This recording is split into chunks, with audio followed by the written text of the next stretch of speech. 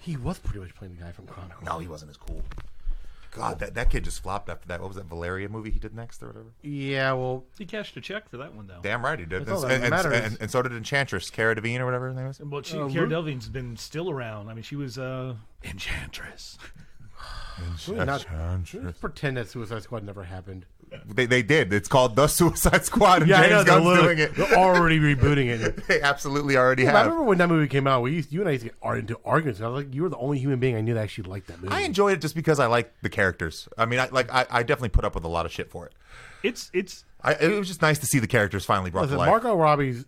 I'd watch her in anything. I don't care what you say. Have you seen Focus? No. Watch that. Okay. No. I was going to say... It kind of just made my statement look like shit. I'll watch her in anything. Have you seen this? No. But the thing is, not many people have, and I don't know why. It's why she got the role. Yes, the role. because Will Smith and they met her that. And that's the only... And she was a perfect choice for Late that. and interruptive. She was a perfect choice for that, but if she wasn't in that movie, Will Smith wouldn't be able to get her in front of for a test. And now she's got her own movie and Will's out. Yeah, well, but again, by his choice, and it worked out for the rest of us. Will wanted to be out. We've got happy-go-lucky Will Smith again. Yeah, well, but a lot of the characters are back. Jai Courtney's back. The guy who played Rick Flag, what's his name, is back. Jai Courtney should be back. The guy from The Killing, Joel Kinnaman. Joel Kinnaman. Well, he was the guy in RoboCop, wasn't he? Yes, he's in RoboCop, and he was also he was in the House of Cards. I haven't watched that yet. Don't. Well, that's just do yourself, or just if you do, just pretend first 2 seasons, right? First 4. Okay, ever since Kevin Spacey did that, I know the ending's gonna suck. They really, as creepy as he is, I know he's a great actor. They should have relaunched it and made it her show as opposed to trying to finish the storyline that they had already established. But they didn't, and plus it was also based on a British show, so that only went 2 seasons. Yeah, there's no way they would have invested that much money in making a whole new show when people have a bad taste in their mouth than the one the last guy was in. And it was already going to be their last season. Yeah, it totally could have been a flop just because of him. She was excellent though. She's Robin Wright. Robin Wright is great. She's been great since she played the first Kelly Capwell on Santa Barbara. I remember for Princess Bride, which was after she was Kelly Capwell on Santa Barbara. Princess Bride, arguably the best dialogue in a movie ever. Robin Wright had an interesting area that she skipped, like about every 7 to 8 years. She would become in a very important genre film because she was Jenny in Forrest Gump, and she was in that. And she apparently was the ex-wife / ex-girlfriend / love interest from Love of the Game, when Kevin Costner finished his that fucking movie. his 3 baseball trilogy. Yeah, Kevin Costner. Oh man, did you see the Honest trailer for Waterworld? No. You ever watch those Honest trailers? I love the Honest trailers. I do watch some of them, but I want to watch them on movies that I think are really good because I want to see how they work with that.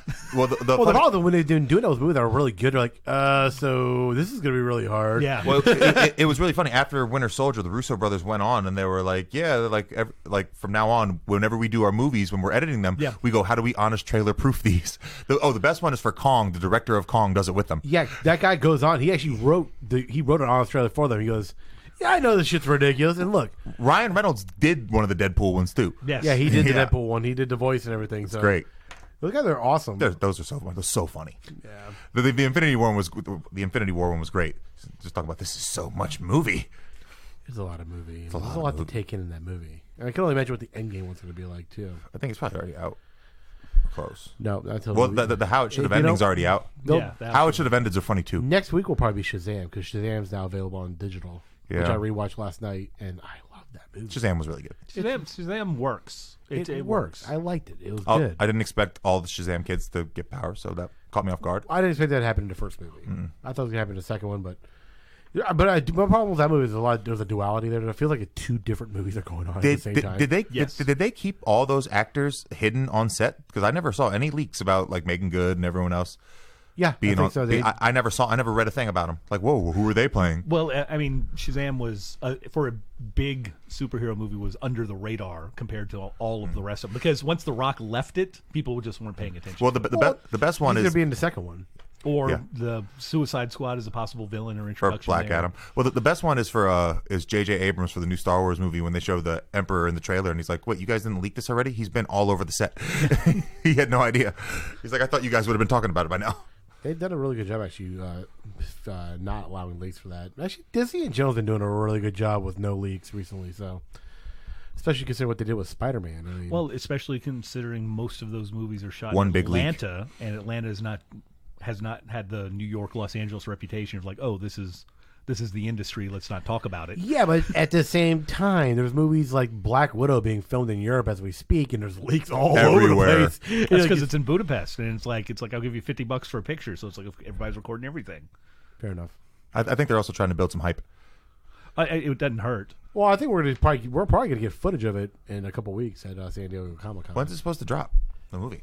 There's no set date. There's none of the dates. Oh yeah, That's no what dates. we're I gonna forgot. do. They're That's what literally- we're announcing at Comic Con. But most likely They it'll may be not the either. May date. Because there's another. I think isn't there another Disney event this year? Well, there's always the D23. D23 is every 2 years. 23, okay. So it was last year. That's why they skipped Comic-Con. Yes, because last year's when they announced they did some of the other footage, but there's a stockholders meeting, but that's when they announced the series titles for the Disney Plus and some of the other information. So like it's really up in the air what they're going to be doing. No, they're going to announce movie dates. You think it's be well? You know what? Not exciting. It used to be like before Phase 3 started. You know, San Diego Comic-Con, Feige would go out there and be like, "And here's our slate of movies." And now one year they pulled the fake out. We had a bunch of weird names like Serpent Society for Serpent Captain Society America. and a bunch of. He actually came out on stage and said that, but the picture was by fan service. It's like, hey, this is what we want, this is what we heard, and maybe that could have been based off of the fact that they'd seen the first line from the teleprompter saying that the next Captain America was going to be Serpent Society. He said, nope, it's actually Civil War. I still kind of like how they handled Civil War, but. Well, I think the thing is that up until Phase 3, the movies were in the same universe, but they weren't building upon each other the way that they were. So then it's like every year San Diego, this is what's coming up, this is what's coming up, this is coming up, and then they announce the ones for Phase 3, and you get that Avengers at the time, Infinity War Part 1 and 2, and you're like, uh-oh, now there's a story that a literal end game that they're playing toward. And then it was starting to hold back, and it's like you're just gonna get the release dates, and then we're gonna, because the anticipation was built. It's like a Star Wars movie. You literally need to do nothing but say, "Here's the date," and people will go. The thing is, they could have easily kept the name Infinity War Part 2. It was. They could. It was Infinity War Part 2. The sequel, the direct sequel to Infinity War. Infinity War's a way better title than Endgame anyway. I don't really like the name. I hated Endgame, the title. I didn't really like the Endgame. Like, okay, cool. But the thing is, they've been talking about, they've uttered the word Endgame now. I think 3 times. 3 or 4 times. Is it even a fucking word? Yeah, it is a word. Is it? It's just 2 words. No, it's with no space. It's the end game. Oh, it's just because they lack vision. It's a chess term. Honestly, they did not lack vision when you. Endgame did. Actually, they totally did. They totally had vision. The Endgame did. So I mean, that's the exact opposite of what you're trying to say. Oh, speaking of which, the opening for so good. We're not going to spoil it yet. Kids. No, Spoiler alert. No, we're going to say welcome to Simon Says Pop. Today we're going to go ahead and discuss some pretty much a lot of Spider-Man talk. And Marvel as a whole. Everyone here had a chance to go see the new Spider-Man. Go see it, by the way. I think we're all each going to give our own little brief review of the movie. And then we're going to do some pretty spoiler-heavy talk about it and discuss everything because there's a lot to talk about here. It's going to be 3 dudes jizzing all over this table. And the 3 of us have literally been... It's going to ruin the carpet. We've been trying to hold it in to talk about this movie. And we've been trying to contain ourselves. I called Jerry at 3:30 in the morning. It was really good. Like I just got broken up with, and I was on a bender, like telling him to put down the spoon. And so like I had we've been all holding a Josh went on for the yesterday. ice cream. Yes, that's what we call heroin these days, ice cream. Anyway, so yeah. On a side note, you know, it came out last week in Asia and China. It grossed over 100 million. And on Tuesday, it did 35. On a Tuesday? It did 35 on a Tuesday. It broke the previous record for Amazing Spider-Man, which grossed, I think, 31. Amazing Spider-Man, the 2002 Tobey Maguire. No. The first. I'm sorry. The Andrew Garfield movie is Amazing. Spider-Man, then Amazing. And if you actually look at it, Spider-Man. Now the real ones. Sony's having really conservative. Really conservative projections for this movie. They're only predicting it to make 125. Well, I think that 125 though is their Friday, Saturday, Sunday. Yeah. No. For the first 6 days. For the 5 days. Oh, that's ridiculous. Really for the low. 6 days, which is really low. But at the same time, you know what?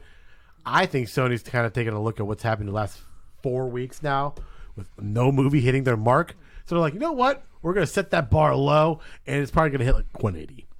I think the whole 6 days. I think it's going to get over 220. Yeah, 6 days over 3 days. That's nonsense. Yeah. Because here's the other thing: is we're about to, as we're currently suffering, a massive heat wave. And except for July 4th, where everybody's going to go outside and get drunk and almost die from dehydration. It's also about to rain for 6 days. Everybody's going to be inside because of the heat or the rain, and they're going to watch that movie, and they're going to see it, and then they're going to go watch it again. Yeah. It's. I want to see it again. The first thing I thought about when I left the theater is, I need to see this again. I saw it with both of you. I saw it at midnight Monday night when you saw it, and I saw it again at noon the next day when you saw it. And I saw it in a regular theater, and I didn't get the premium seating I wanted. I messed up. Sometimes when I go to the movie... I'm sorry, when you say you messed up, you actually had a fun time with your family. That was like a good choice. Yeah. I went and saw them because I hadn't seen them in a minute. They were the ones that messed up. And they're like, hey, you want to go see Spider-Man last second? I'm like, do I? Absolutely. Yes. And then, we went in and got to the theater. And also, like, at least it was Regal with the whole stadium seating. They have the very front row, which are like handicap seats, which are never taken. Never. So I know we get the first middle too, which is for really actually not that bad. It's almost kind of like gives you that old school vibe of when you used to not sit in a stadium style and you're kind of on the ground. You have to look up. That's how I saw Captain Marvel. And I don't mind that actually, especially with that. It's like pretty much perfect alignment if you're not lined up upwards vertically. But I messed up the seating, and so my niece and I had to split. So it was two people that took the middle. We had to go. She had to go to the left. I had to go to the right. So I had to watch the movie from an angle. Hate watching movies from an angle. Granted, did not ruin this movie. Loved this movie. Gosh, I don't know how you would survive 20 years ago with all these people that you wouldn't want to sit next to and having to sit on the sides. Yep. Because that was my life for my first 30 years watching movies. I'll be right back. First delivery. One of the things that was very interesting to me, and I guess Sony, because they're Sony and they're just so concerned about projections and meeting them, and they can't miss them because then that'll just add on to the perception of how they are as a production company, is that movie thing, is that every movie I'm going into with really high expectations, but then for Marvel, for the MCEU movies, and like the week before, I'm like, but how are they going to hit it? They can't hit it. I mean, they can't hit it. It's too hard. They've done so many good things for so long. They wrapped up possibly the greatest movie storytelling thing that we'll ever see, which is probably a complete other lie because we're in the middle of a longer story of the MCU. Yeah, well, no, this is it's just part of a high. They can say whatever they want that this is a it is the end of a story. It's end of the story at least for Thanos, but it's not the end of these characters. Well, that's the thing. It's like the in game finished. It's like, okay, the people the movie thing graduated high school. Now they're going into college. It's going to continue going on. Oh no, they want 9 movies. But it came out that they're looking to do 9 movies, like you said last week. They're doing a high school trilogy, college trilogy, and then adult trilogy. And because he's an English actor, and much like Benedict Cumberbatch as Doctor Strange, it's like both of them, Tom Holland and him, will probably continue to do these roles as long as they work because British actors act. But it's even with all of that, and then you go in and you're like, nope. They reached my expectations and then went beyond and did things I didn't expect to see in that, and to feel things on characters that I thought I was aware and knew, and make them. I've said several times I never understood the relationship between Loki and Thor because it's like, that's the bad guy. He's always in your way. He's always doing stupid things. And then in the very first Thor movie, they explain the whole thing. It's like, that's my brother. And it's like, oh, okay, now I get it. Now that's why you tolerate all of that stuff. Yeah, it's family. And they've done the same thing with Mysterio to. Oh, it's a clunky special effects thing. How do you do special effects in real life? Can't you? It's like, nope, they had a wonderful explanation for it. And it worked. It worked so well. To where... And they circled back to another previous storyline and that they established in 5 minutes at the beginning of a movie. And you're like, this makes sense. Fucking brilliant. It's to where it's not brand new technology. It's not something that they just brought in all of a sudden. It's like, nope, it's been there the whole time. Marvel's been so good at doing that. They've been capable of reaching back into their pot of shit to just take things that you don't really think about. You know, like, there's no way they're going to bring that back. And then they bring it back and you're just like, you know what? This is the best ways. That Kevin Feige, man, that kid's going places. Hopefully no. Hopefully he's going nowhere. Hopefully, you're right. Hopefully he goes nowhere. I mean, Disney and Marvel should just back up a dump truck of cash and be like, listen, at any point, if he's ever like, no, guys, I want to move on. Like, here's all the money. Here's 10%. Here's the Jon Favreau contract. Or no, ain't even that. No, here's the Robert Downey contract. You're getting back end money until the end of time based on his property. But he actually had to show up and do things. I don't think Favreau has to. And then when he does show up, it's like, hey, I want to direct something. Said what? Lion King. Okay, here you go. Well, no, Favreau's actually established himself to be a pretty good. He's like, Disney doesn't really have like directors that they kind of stick around with like over and over and over and over. Warner Brothers has Ben Affleck. When he's capable. The Wachowski brothers the Wachowskis. I apologize. The Wachowskis.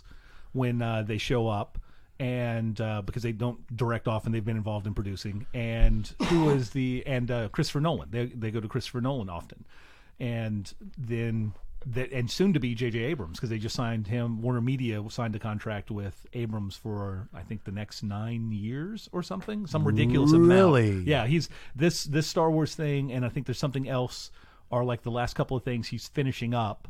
But then Warner Media was finalizing a deal with Abrams to go forward with all of that. Well, yeah, because we were talking about it yesterday. A lot of these people are moving around, and like I do remember the whole email thing with Amy Pascal at Sony, where it was a huge issue, and they got rid of her. But she's right after she made this deal with Sony and Marvel that really saved Sony and their film division, because there were thoughts at the time that it might have to go straight to bankruptcy, and that Sony proper was going to sell off the film division, which includes Columbia Pictures. It was really interesting in the opening montage and the closing things for Spider-Man Far From Home. You see the Sony Pictures, you see Columbia Pictures, because Sony just owns the film thing, which is Columbia Pictures, and then you see the MCU title card, and then you go through, and at the very end, there's a Time Warner or Warner Media credit because they use Spectrum News, and the reason they did that is because some of the movie was shot in a Warner Brothers studio in England. So it's like about 4 or 5 different studios involvement. So you have Sony, Disney, and Time Warner all involved. And then you had her production company got one too. And you're like, huh. And the thing is, I don't know. She just signed with Universal, who's had a string of, other than Jurassic Park and the Fast movies, they've had a string of terrible luck in the box office. Their monster movie universe didn't connect. Completely crumbled, and I don't know what they were thinking with that Mummy movie, to be honest with you. What they thought was, we'll get Tom Cruise in it, and it'll make a lot of money. It's not a Mission Impossible movie. And then they got Tom Cruise in it, and he changed the entirety of the movie where it didn't match up with the things that they needed to. He doesn't fit. Which really sucks. I really like that Dracula Untold movie. Oh my goodness, I've been meaning to talk about. That's like one of the movies that I'm most mad didn't get a sequel in recent memory. Luke Evans is a fantastic actor. Well, that was that. How was that not the start of the stupid Mummy verse? That should have been the beginning of it. That was. They were going to come back around to that. They were going to come back and connect back with that. But did you both of you get the Hobbs and Shaw, the new Hobbs and Shaw trailer before? I did. It's okay. It gets better with every trailer. I literally think I got a boner watching that one. This is getting better and better. The more Vanessa Kirby in that thing, the better. And then they just start showing the fist fights and the ridiculousness with the Hulk on the helicopter. It's like I am completely all in on this thing. Yeah, no. You don't have to tell me what that's what you had delivered. Yeah, a Slurpee and Gatorade. I injured myself. I need comfort. Now you don't comfort yourself with food, not a Slurpee. That's what I'm in the mood for. Fair enough. Hey, who am I to judge? Whatever. Anyway, so back to Spider-Man talk. What would you give it on a scale of? It's on a scale of 1 to 5 spider tingles. What do you give it? Peter Tingles. Peter Tingles. Peter Tingles are definitely working. It's the best live action Spider-Man movie I've seen. You think so? Yes. Huh. I'm on the fence about that, but potentially, yeah. I gotta rewatch it. And the only reason is that Spider-Man, the Tobey Maguire one, was on last night. And I was rewatching that, and there's parts of that really don't stand up. Thank you for saying live action, by the way. Particularly, look, until I see a live action Gwen Stacy, Spider-Gwen, there's nothing that's going to be better than that. I watched that right before I went to go see this movie, actually, with my family. And I'm like, I love this movie. And you see something new every time you watch it. So you potentially could have seen the very final episode of That's like seeing the very final episode of Breaking Bad and then possibly watching the final episode of Game of Thrones because you saw like the best that could possibly be, and you don't know idea what the next thing is. My expectations for this movie were actually pretty high, but I mean, it definitely surpassed my expectations. John had mentioned about the effects going back to the BARF, and BARF is one of the greatest acronyms that I thought I would ever hear in a Tony Stark situation until Edith. Even dead, I am the hero. That was hilarious. Perfect. When he almost drone striked his bus, I shit myself. Oh, that was great how they handled that entire situation. The entire blip. They completely and utterly explained all of that in like 90 seconds. It was beautiful. No, but then when he drone attacks the bus, when he jumps up and hits the web and comes down, if you notice the wind makes his hair look very Tony Starkish after he got blown up. It's exactly what he looks like. And then that's what Betty noticed. She said, I don't know if anybody said this, but that new look is working for you. Yeah, I like that a lot. But the explanation of the blip. But you know what though? They still didn't explain it to the women that lost babies. They went back. So you are pro heartbeat. Creates life. I was just I'm about not to say saying that. No, you absolutely are, because otherwise it's one person. So you're about to turn this into a whole abortion No. discussion. No. I'm talking about his personal opinion on this. No. Technically, thank God there are no women here. Jesus, like, I'm on the safe side still. Yeah. I don't want to touch that with a 10-foot pole. That's exactly where you were headed. I'm just saying, it's one person. Okay, fine. Until it's two people, it's one person. It is. You're right. Fine. If that person got blipped, that person got blipped. Okay, that person got blipped. And he came back pregnant. But, oh man, just think about coming back. Okay, fine. Think about coming back pregnant, but your husband or boyfriend, whoever, moved on. New family, all that shit. They brought it up too. They're like, they definitely could. How about Martin Starr with the story about his wife fake blipped him and moved on with another family? she left. He's like, oh, I'm out, and then she found out he came back, and it's like, oh, got to fake a funeral and death and everything. Now. There was a funeral. Here, I'll show you the video. Oh, you got a joint headphone. We can both listen to it together. He was really funny the whole movie. He was fantastic. Him and JB Smoove, when he goes up to the guy and goes, look, I'm going to be the cool teacher right now. You got to stop doing that. It's weird. Yo. Stalls, urinals, everything. He's like, yo. As a man of science. There's no science on this trip. All witchcraft. There's witches. There's witches everywhere. And they were funny. When Peter's wearing the Edith glasses and he's Googling witchcraft on his phone. See, and that's the thing. Like, I of course, I always go to my geeky guys I follow on YouTube, which is normally Chris Stuckman and a few other people in fandom. And they told one of those saying that some of the humor doesn't hit. I thought all the humor hit. It was funny. I do think the Ned just kind of had nothing to do, and his was just kind of. Yes. No. I thoroughly enjoyed it. The only thing the girl was there for was to draw him out of the opera house. Well, I think yeah, but that was so high school.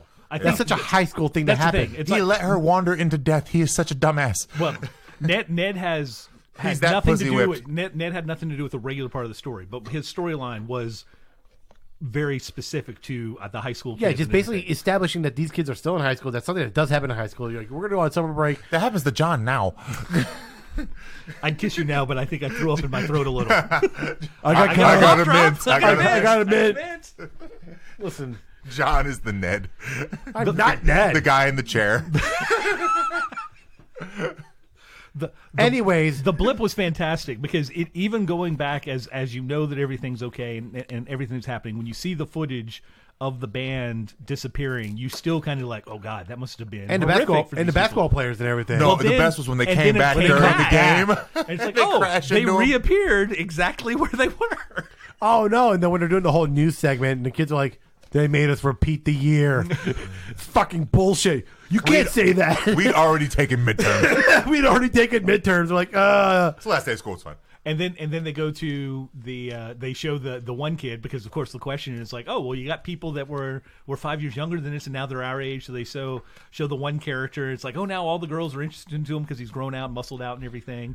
And then they did the other thing with well, if it says you're 21, but then you're only 16. Are you talking about when Zendaya snitched on him? He blipped. He's really only 16. Flash is flaunting his richness by being in first class when they fly to Europe, and he's got the champagne plastic cup in his hand. And he's like bagging on Peter. It's like, oh, this is just like the bus that you're used to, but we get to fly over where the poor people are instead of driving through it. How about the random? And then Mary Jane goes, "It's like stewardess. He blipped. That's He's only not 16. Mary Jane. It's MJ. It's I not said Mary MJ. Jane. You said Mary Jane. I was thinking. I intended to say that. How about the that little random tidbit at the end with Flash, where the parents don't show up? That's I wonder what that's a continuing thing. Well, but they're establishing, I think, something. well, with yes, that as well. that they're going to become friends. There's no way that dorky kid better ever be Agent Venom. No, he's not going to be. But what they're establishing is that they're gonna be friends. No, I don't think they're gonna be friends. No, that's. I don't You want them to be literally fucking said, I think they're trying to establish something. I'm hoping they're this is what they're going to establishing establish. Flash is a jackass. Peter would never be friends with him unless Peter sympathizes him because he doesn't have his parents around. but Flash loves Spider-Man, and he just found out Peter's Spider-Man. Yeah, So- you're right. which was seeing some of the other things. No, that's always the end game with Flash and him is that they end up becoming friends. Yeah, end up being friends. Spider-Man's going to be on the run, though, isn't he? In the beginning of This this, could be next really movie? interesting. Oh, hold on. Before you even go there, Spider Tingles. How many? Again, it's the best All of live them. action. All of them. Okay, 1 out of 5. How many Spider Tingles? 17. Yeah. Oh wow. I mean, 20 if- Spider Tingles is Spider-Verse. This is like 17, and it can see Spider-Verse from where it is. A consistent 5 Spider Tingles, and every now and then something rocked it up to 15 Oh yeah. to 20. No, I mean, there's the Some of the Mysterio scenes. the oh my way they goodness. work Mysterio. He might have been the best full villain in explaining who, why, and how, and bringing it to motivations and screen, everything. and showing his powers on screen since the first half of Sandman and Spider-Man 3. I like how Because that was really good. But Yeah, then it was, It and fell then they apart. just- I like how when you first finds out he's a bad guy, he just literally breaks down his entire plan. But he does it so charismatically that it's not stupid or corny. No. Oh no, Jake Gyllenhaal knocked it Magic. because he's Hard. celebrating with the rest of his team. So Yeah, a bunch of guys who got fired from Stark Industries, and they're like, yeah. And then they show all these old people, like the guy from Obadiah Stane, from Iron Man 1. You're like, from the very first MCU. he's movie. like, he did this in a cave. Yeah.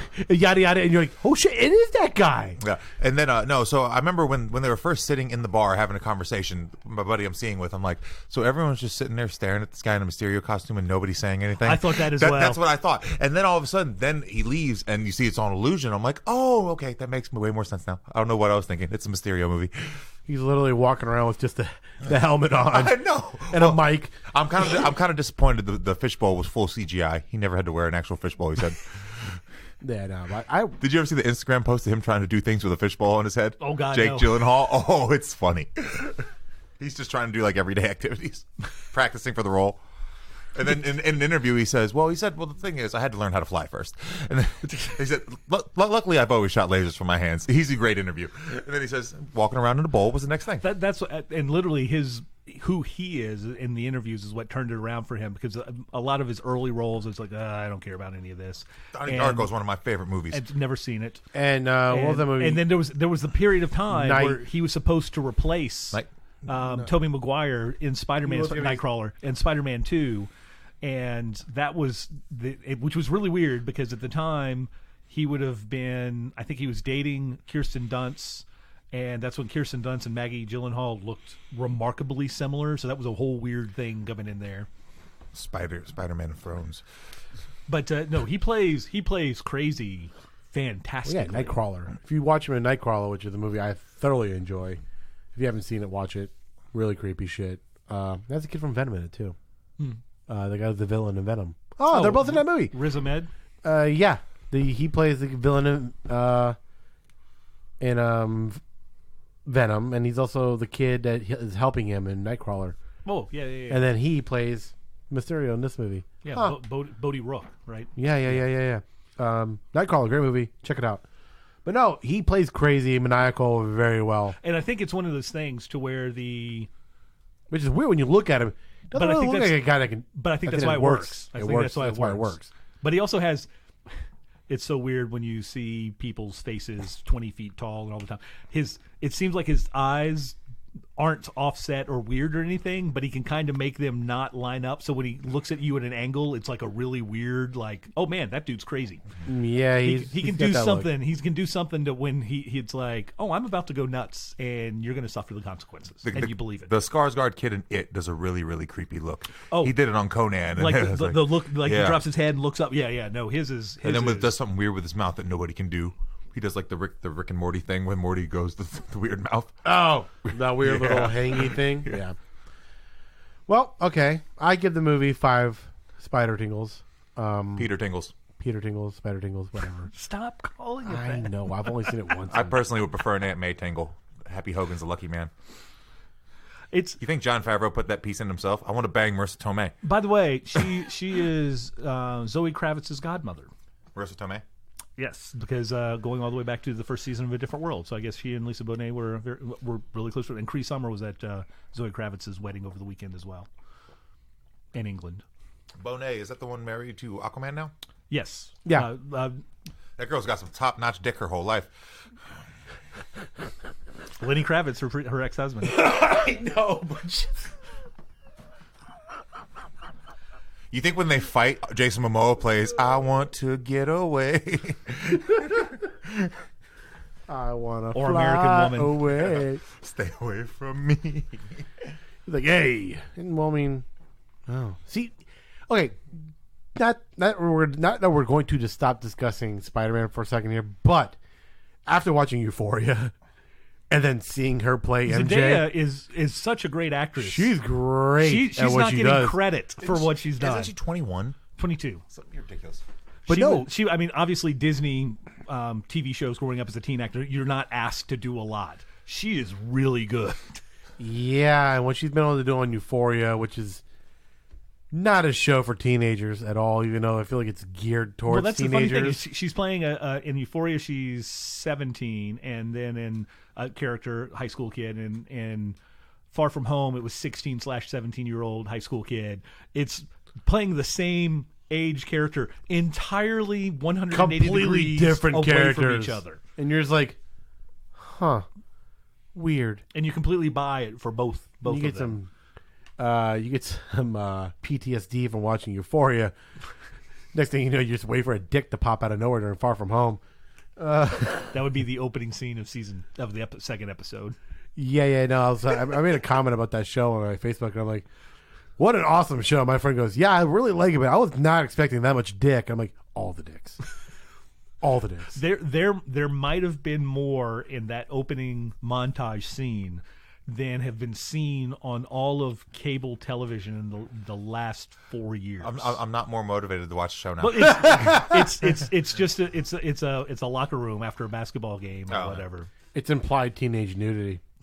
There's one character. Never mind. Well, I mean, they're implied teenagers, but they're not. They're not teenagers. I'm saying it's implied teenage nudity. No. I mean, it's actual nudity. Well, yeah, it's implied teenagers. Yeah, it's implied teenagers.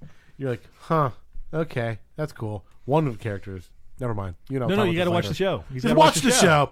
Just watch the show. That actor is from Greensboro or Raleigh, but it's a North Carolina. Wait, so is this... Oh no, the one. Yeah, no, that one. Rue's friend. Yeah, Rue's friend. Yeah. So is this show already weirder than that episode Striking Vipers? Yes. Yeah, it might be. Yes. No, you know what? No, because this is very teen.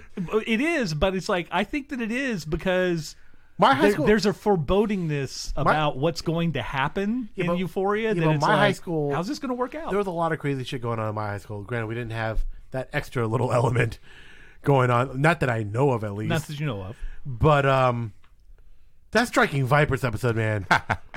So if anyone hasn't watched... So by the way, is Striking Vipers a Kobe Bryant Black Mamba nickname that the show has? No. That it's not actually like talking about the video game? It's the name of the game. I think it's like their version of Street Fighter. It's a Street Fighter game. But it is, yeah. So crossing swords. Hold on, just before we get back to Spider-Man. Well, technically one's a girl, kind of. Okay. The best line I've heard in a long time. I fucked a polar bear. Still couldn't get over you.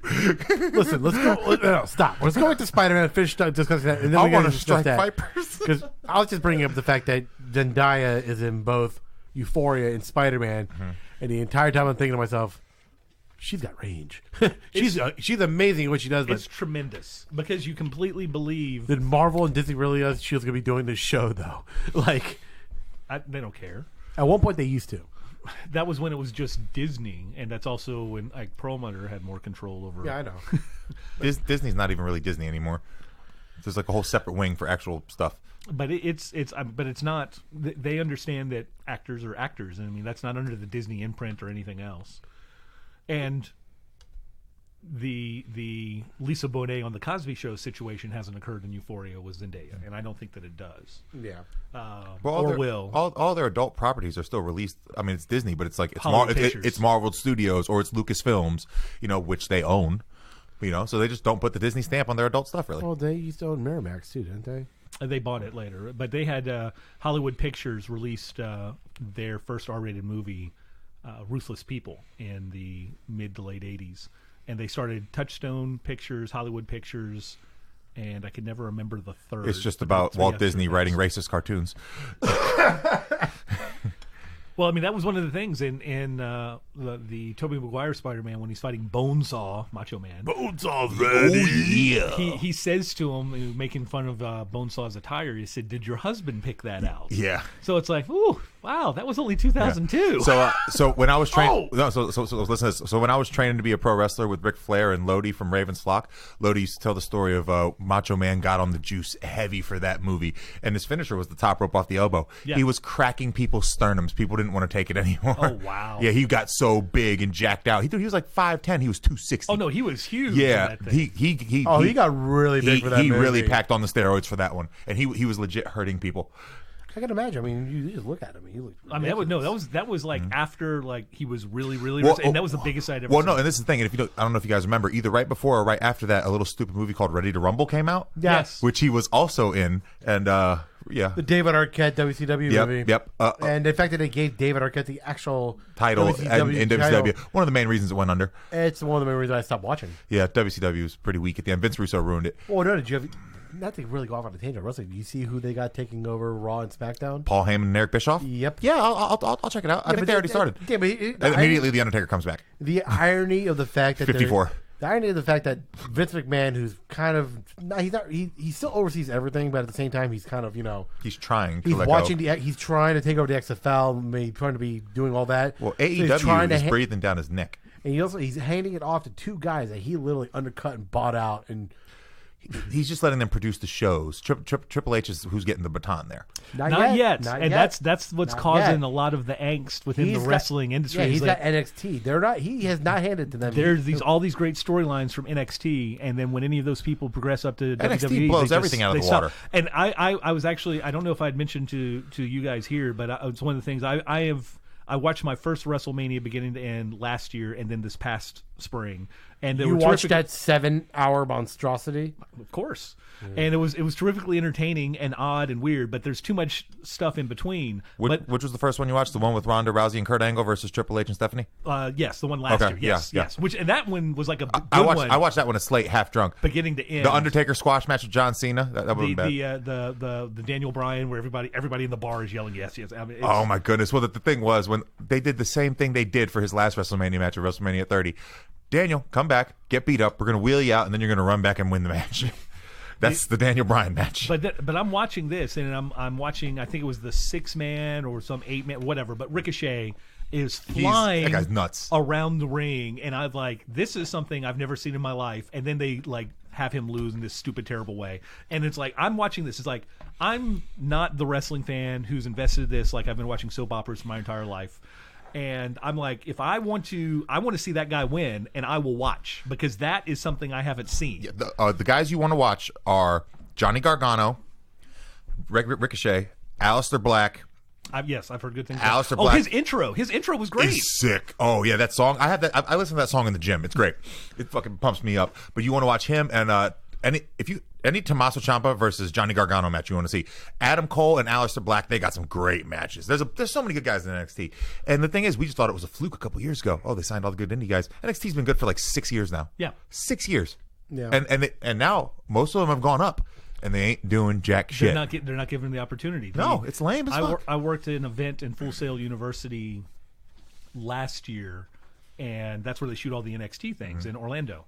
And Triple H isn't just like in charge and like the producer Nemo. No, he does the storylines. He directs the show. He's backstage. I know he's the Vince McMahon of NXT. Vince McMahon doesn't sit in the control room Yes, he does. calling shots. Yes, he does. No, he sits at home with a phone. No. He's at every show. He's there. That's crazy. He's there. No wonder it's awful. No, yeah, I'm saying I know Braun Strowman. When last time they came to Raw 2 times ago, like afterwards we all went to Bubble and hang out. We were talking about the process.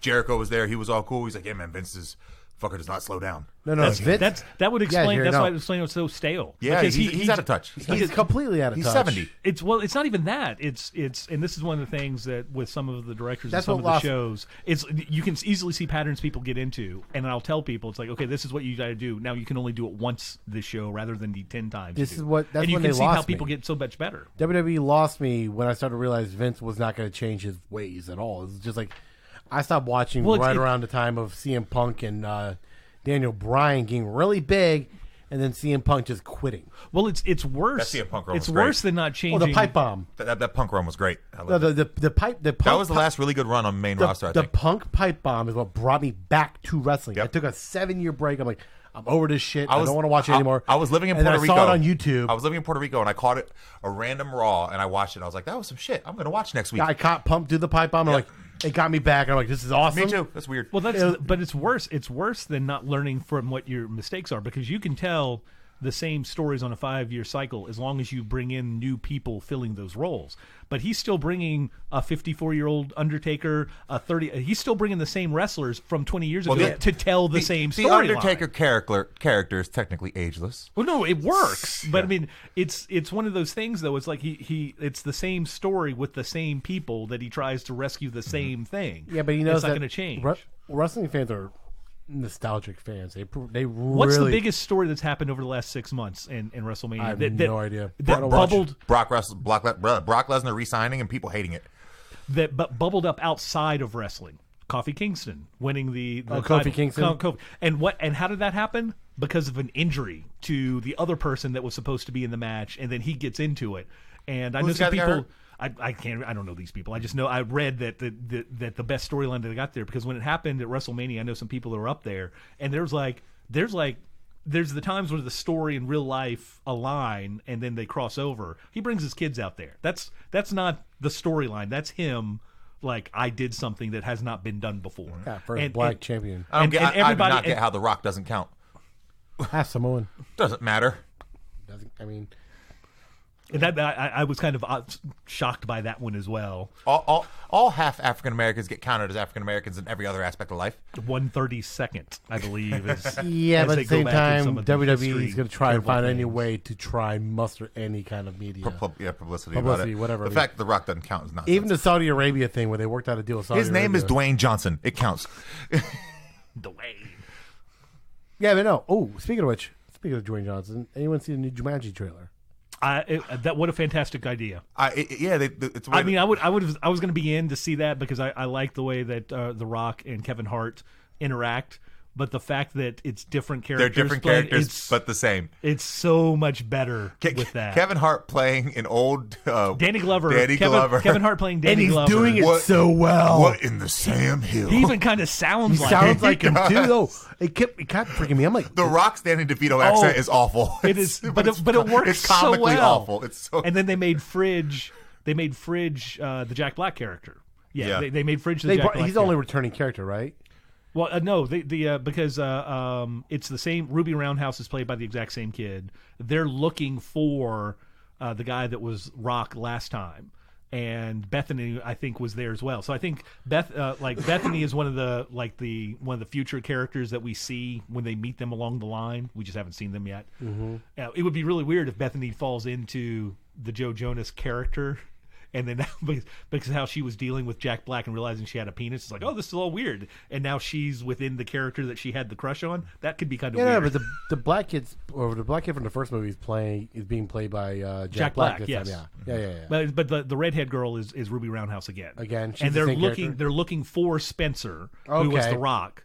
And Bethany was with them, but I think she jumped into a character that's further on in the board. The funny one is when The Rock goes, "What's that?" And they go, "It's your attributes." I say, fierce gaze, whatever his power is called. Smoldering gaze. Smoldering gaze. What is that? Some stupid face you do. And The Rock does the Rock face. And he does it everything. And the music changes and everything. So And he goes, oh my God, I think you're having a stroke.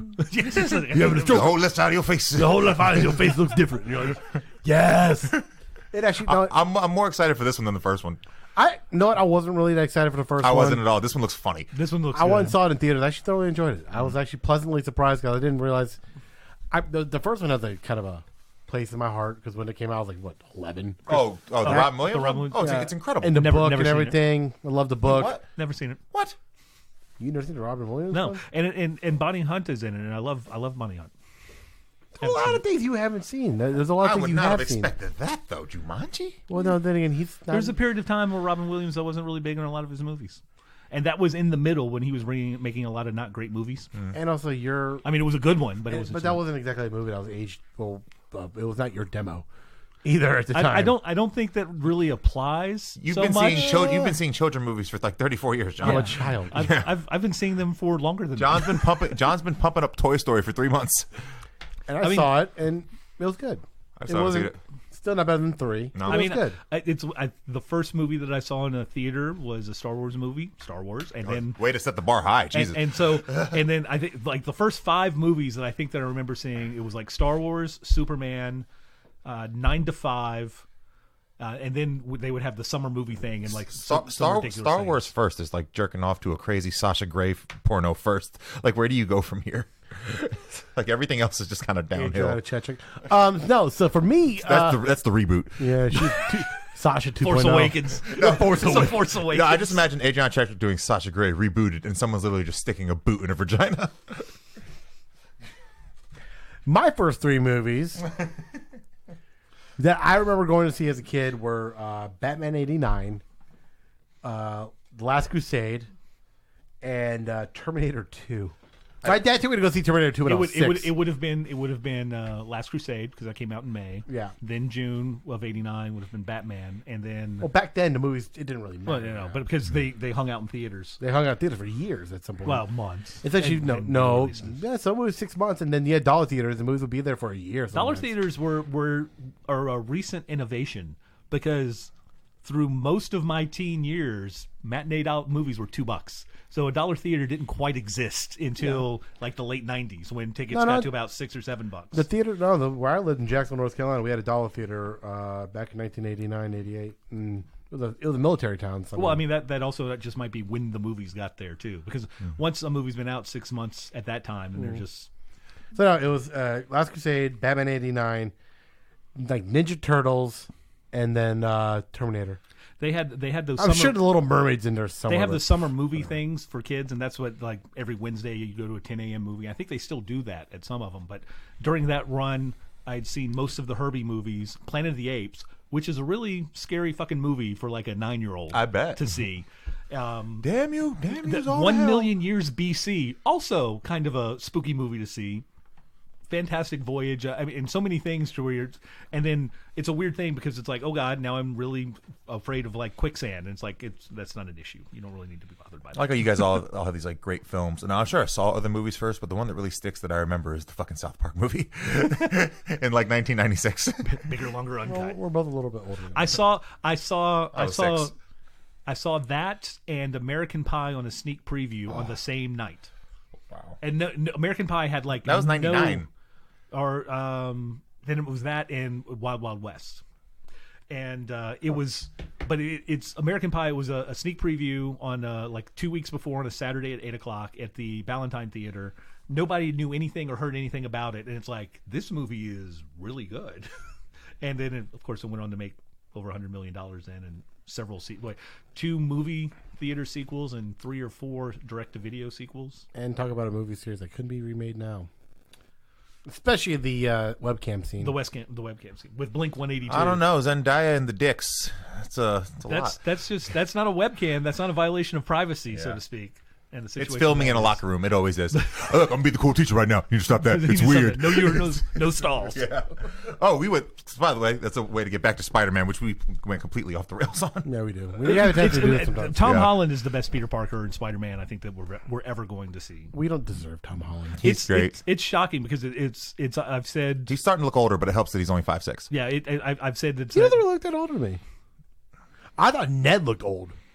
He looked a lot older. I was like, ooh. Ned looked older. Ned's partying. He's enjoying his money. He's having a good time. Yeah. And also his wig, I guess, wasn't as good this time as last time. Mm-hmm. Because he's bald. He's bald. He shaves his head. Yeah, he shaves his head. It didn't look that good.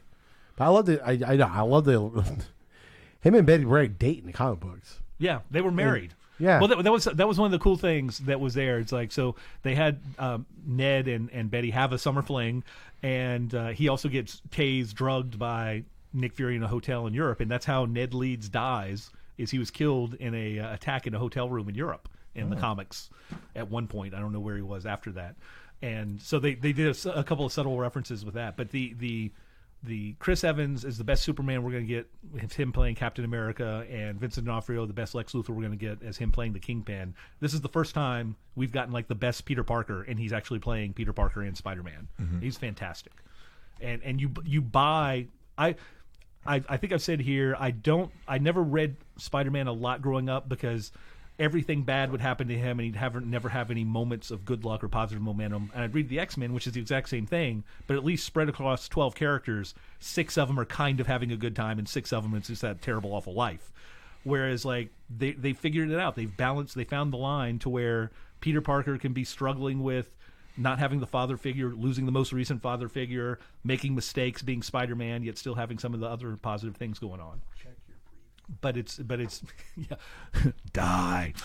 Yeah, check your breathing. You're literally breathing into the mic. But it was really interesting. I there's everything that I liked about that and things that I wasn't shocked about. It's like you said, other than Nick Fury saying you're part of a bigger world than you know. Let me introduce you to the Avenger singular initiative, just like he typed it up in Captain Marvel. Mm-hmm. These were the 2 best end of movie scenes, the post credit, mid credits, I think that I've ever seen in a Marvel movie. It was fantastic. Yeah, the post credits really set. So let's go ahead and break those down right quick. Major spoiler territory here. If you haven't seen the movie yet and you're actually listening to this for some reason, go see the movie. Come back. It's really good. It's really good. I'll give you 5 seconds. Before you set up in the mid credits and post credits, I want to tell you about the final scene of the movie proper. Oh, movie proper? Of the movie proper is, so after Peter confronts Happy and May about whether they are or aren't dating, he realizes he never should have brought it up because he got completely uncomfortable and leaves because he's going to see MJ.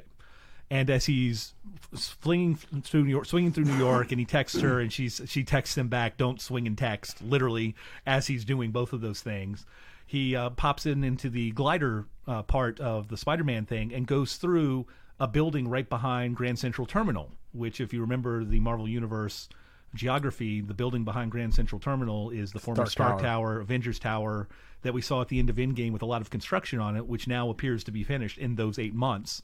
But he glides through an atrium in between it and then lands and then meets MJ, and then they get ready to go off. And then so it's like that's the new whatever building, which everybody believes to be Oscorp.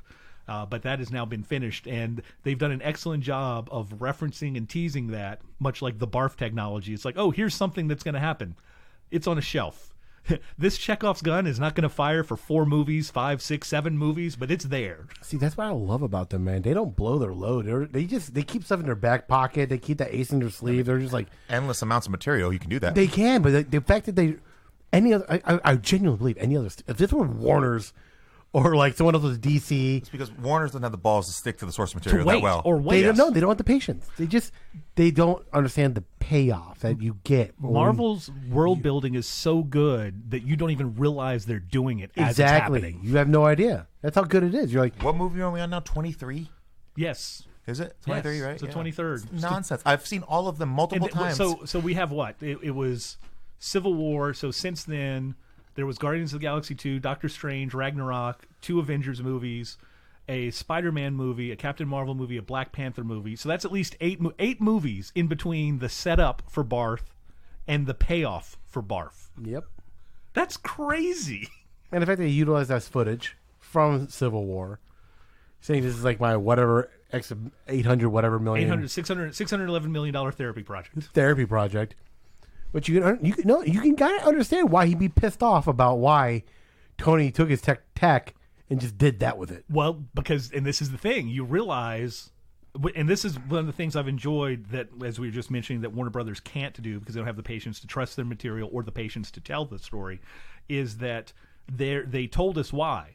It's that we see why Quentin Beck is upset that he shelved it, but we know why Tony did, because Tony immediately saw the danger that technology could be, so he bought it and shelved it so nobody else could use it. Yeah. So it couldn't be used for because that's what he was trying to atone for after getting blown up in the first Iron Man, which this movie also referenced. And Ultron. And Ultron, with going back to all these things, to where now you just know that Tony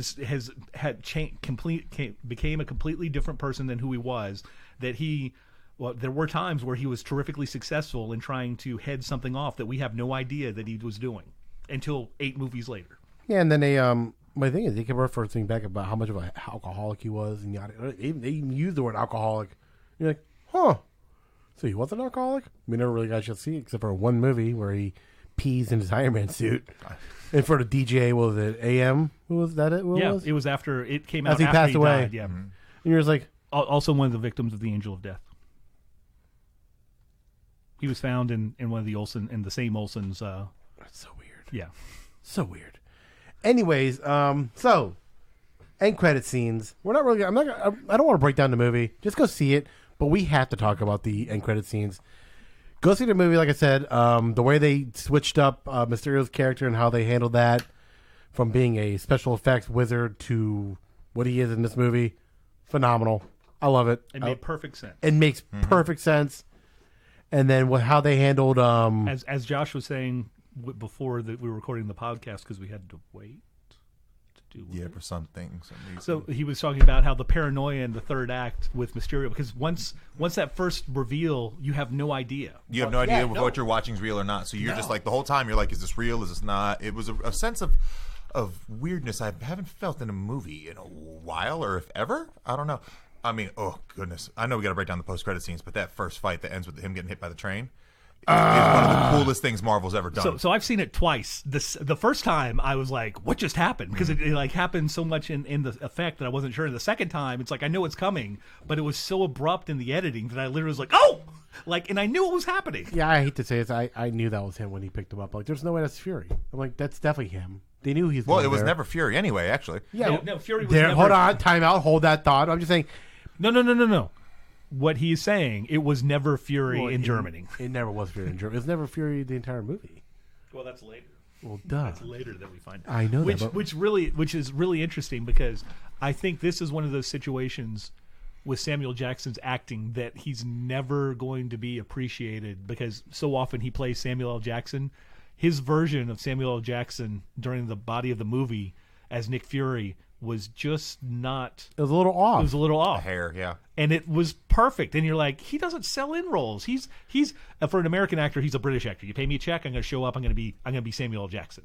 And it just felt a little... Did he finally get older? The fact that he's using the word ghost... Don't ghost me. That's not something he would say. Or what? He can adapt or something. But it was just line. It was the Captain Marvel line that sounded really weird. That was, but I mean, don't invoke that name. Yeah, that was like that's not something Samuel L. Jackson would say. No, because they established Nick Fury, because Nick Fury and her clearly have a great relationship that they established in the first Captain Marvel movie, plus the pager.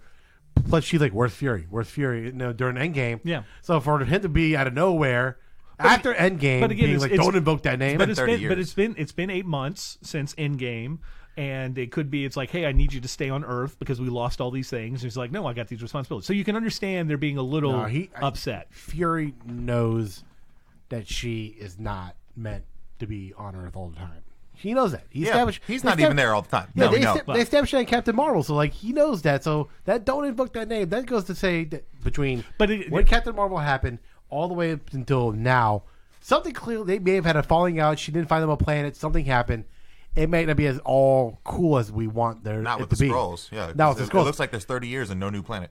Yeah. So for all we know, I'm thinking possibly the scrolls might be. It could actually be the actual villain. You got to explain the credits. Okay, so we're gonna go ahead and break down the credit scenes, guys. So the first one first. So we see at the end of the movie proper that Peter picked up MJ and swings off. So then it cuts in with them swinging around, and he puts her down. This is the scene that you see in the movie. It's like, yeah, we're never going to do that again. And he says, we're never swinging around. And he has to go, and he jumps up on a light post, and then out of nowhere you see a screen. And on the screen it says, breaking news, breaking news. We got some newfound footage. Alex Jones Jameson. And I sent that message. I'm like, oh. First off, they brought back J.K. Simmons to play J. Jonah Jameson, which is... Biggest pop in the theater by far. Not of mine. Because mine was... You went with a bunch of idiots. No. It was huge. No, my theater was filled with a bunch of kids who were probably not really young. They were not old enough to fully appreciate J. Jonah Jameson, J.K. Simmons from 2002 onward movies. Noon showing uptown, everyone went nuts. Well, it was noon showing uptown. You probably had people a lot older than 20. All the kids in my theater were teenagers, like literally 14 to 18 in my theater. There are no adults. Burn them alive. So when I go, holy shit, shout out, and when I'm laughing at half the stuff that's in that movie, like I'm the only one really laughing, and I'm the only one with a jaw drop when I see that, even though Jerry had spoiled it for me last week. Because you asked. I had to find out. But the thing weak. Is, so weak. It doesn't matter. It is, isn't it? Weak. He can't wait 3-4 days. Right. I love how they handled it, so it doesn't matter. Which is my entire thing. I don't believe in spoilers. I will respect somebody's belief in this mythology of spoilers, because if the story is told well enough, you're not thinking about it as it's happening. Exactly. I mean, if you can watch a movie twice, you can deal with a spoiler. Yeah, that's the whole thing. No, so what I'm saying is that when I saw him, like, it still hits. How they handle it. They switched his character from being a newsman, newspaper man. He's still a newsman. But no, excuse me. Quotes. Excuse me. They switched him from being a newspaper man who was, generally he's a respective newspaper. He may have his opinions and things. But the thing is to flip that character and turn him to an Alex Jones style YouTube troll type of guy. Straight columnist. It's just going to be weird if they come make him a regular character, and now Jameson already knows who Peter Parker is before he even leaves high school. Well, he's not going to hire him. Yeah, so it changes a lot. That's what I said. He's not going to work for the Daily. Or he still works for the Daily Bugle. Well, here's the thing, though: is so some of the footage that is used is that we see footage from Mysterio when he supposedly dies. Edited as we're led to be, as well. It's from a different angle, but he's also wearing the Mysterio costume, which he was not wearing in that scene. And we do see one of the Mysterio consortium people get some footage. Downloaded some footage or whatever. But so it's for all we know, he's still not. I mean, clearly it's doctored. It's been effects, or it could not be, and he could be alive. And he could still very well be alive. Because I mean, that's the whole point of Mysterio. Not like the MCU cares about secret identities anyway. Well, but it is interesting though that they set that up with the footage. And so, no, J. Jonah Jameson, with his character being the website-based person, is any foe who now knows who Spider-Man is can just feed him the information and the footage to where he doesn't have to be. He's a troll. He doesn't ever have to work to him. He's just like that person, that public conscious, that talking head that Peter Parker feels how everybody else feels. They think about him. They also the sainthood of Iron Man. Did you not notice how they're like the perfect hero, saying he wants to replace our fallen hero Iron Man, who's worshipped pretty much, or like they kind of establish him not gonna say as a deity, but he's a worldwide. He's a worldwide hero, and they're like We saw memorials to him at the Venice airport, which they actually shot at the Venice airport. And even that. The thing is, Jay Jonason's character loves Iron Man. He goes, American patriot, yada yada yada, and now this menace, which sets up fantastically for the future Norman Osborn Iron Patriot arc. Yep, they could very well do that. To where he has his own propaganda, speaking about how he's the hero and Spider-Man where is not. We can get a Dark Reign storyline, which could very well work. I don't think they'll go straight that hard, but definitely a Dark Avengers. Is there going to do a Dark Avengers? Alternative. We're going to have just like they did Civil War. It's going to be a form of the Dark Reign / Who is the one who kills Aunt May? It's Kingpin, right? In the comics. After they discover his identity. But there was there was. What Pym was mostly known. There's so many different versions of his story. Everything they've gone now. Scott Lang was killed by Jack of Hearts. Pym has died and come back a couple of different times. I think he's alive now. I know that one of his major villains was Egghead, who was like exactly like Kingpin, except a dopey scientist with a weirder shaped head. Yeah, it was Kingpin. No, he hires the person that shoots her.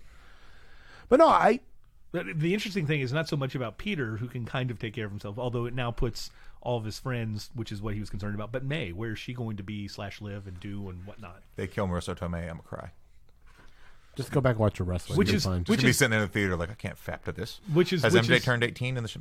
which is terribly upsetting because in the comics, I felt that they've needed to kill Aunt May decades ago to allow Peter to go and become anything further than he was, but they don't. They keep him around. How much suffering does he need, Jared? Jesus. Well, I mean, the thing is, that would be done, and then, but now it's like a chronic disease that just eats at his entire life. To where it's like, oh, it's an amputation, she's dead, and then now we can go forward and move from that. Well, the director of this movie came out and said that Tony dying is actually Uncle Ben death of the most Spider-Man. recent one. I mean, I've read a couple people's they discarded Uncle Ben, and so Uncle Ben was only ever a plot device, whereas like we actually saw Tony be involved and do things and see how it affected the character that literally dies in the beginning of every story. Yes, like before we even get to anything. Yeah. So no, the director came out and said Tony Stark's death. That's going to end up being his driving factor. And there was movies that set it up. It meant more. Yes, and it's funny though. You talk about it's like they can't do Peter Parker working for the Daily Bugle, which I never think they were intending to do in any He's way too smart. Kid's a scientist. he's it's not like Tobey. It's not like Tobey No. Maguire. They're establishing him already to be, I think, smarter than they have. I mean, he's smart in the comic books, but I think they're establishing him to be actually smarter than that. Yeah, no, we get all that. I'm MCU. saying he's like there was no intent in the MCU that he was ever going to be a freelance photographer guy. Yeah. But What about delivering pizzas? But the thing that's funny about Pizza that time. is that in watching the Tobey Maguire Spider-Man, when they introduced J. Jonah Jameson and Robbie Robertson is there, and it's like Eddie has been trying to get pictures of him for weeks and couldn't get it. And it's like they had a Venom Eddie Brock reference in the very first Spider-Man movie, and nobody caught it.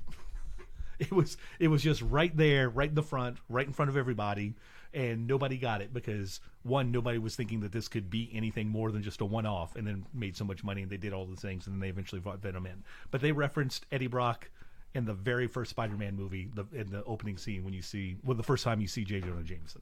And it's actually kind of funny is that Flash Thompson in that movie is actually played by Joe Manganiello. Joe Manganiello. Without a Deathstroke. beard. It's Without weird. a beard. He's supposed to be playing Deathstroke, but that's apparently not happening. Well, He's already played him. he played Deathstroke. He played him for Played. one scene. That's it. Played. We're never Past gonna tense. get it. Had as much screen time as Jared Leto's Joker.